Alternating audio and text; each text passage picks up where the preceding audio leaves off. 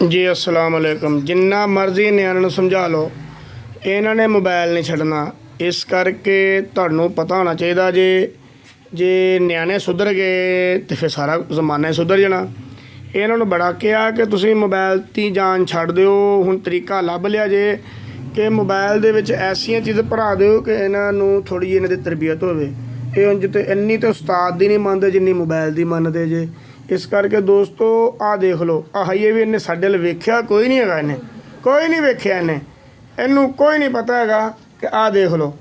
ਹਾਂਜੀ, ਇਹਨਾਂ ਨੂੰ ਕਹੀਦਾ ਵਾ ਆਹ ਕੰਮ ਕਰ ਲਓ, ਕਹਿੰਦੇ ਮੋਬਾਈਲ। ਇਹਨਾਂ ਕੋਲ ਰੋਟੀ ਖਾਣੀ, ਕਹਿੰਦੇ ਮੋਬਾਈਲ। ਕਹਿੰਦੇ ਭੁੱਖ ਲੱਗੀ, ਕਹਿੰਦੇ ਮੋਬਾਈਲ। ਸੁਬਾਹ ਮੋਬਾਈਲ, ਸ਼ਾਮ ਮੋਬਾਈਲ, ਦੁਪਹਿਰ ਨੂੰ ਮੋਬਾਈਲ। ਉਹ ਹਰ ਟਾਈਮ ਮੋਬਾਈਲ। ਉਹ ਕਿਹੜੀ ਸ਼ੈ ਲੱਗੀ ਆ ਮੋਬਾਈਲ ਨੂੰ? ਉਹ ਮੋਬਾਈਲ ਨੂੰ ਮੈਨੂੰ ਵੀ ਦੱਸ ਦਿਓ ਕਿਹੜਾ ਸੀਰਾ ਲੱਗਿਆ ਜੇ। ਨਿਆਣੇ ਛੱਡਦੇ ਹੀ ਨਹੀਂ ਹੈਗੇ, ਨਾ ਨਿਆਣੇ ਛੱਡਣ ਅਤੇ ਨਾ ਨਿਆਣਿਆਂ ਦੀ ਮਾਂ ਛੱਡੇ। ਅਤੇ ਸਾਡਾ ਕੰਮ ਕਰ ਕਰਕੇ ਸਾਡਾ ਆਪਣਾ ਬਤਾਊਂ ਵਰਗਾ ਮੂੰਹ ਹੋ ਜਾਂਦਾ ਜੇ। ਆਹ ਦੇਖੋ ਜੀ ਫਿਰ ਮੋਬਾਈਲਾਂ ਵਾਲੇ ਦਾ।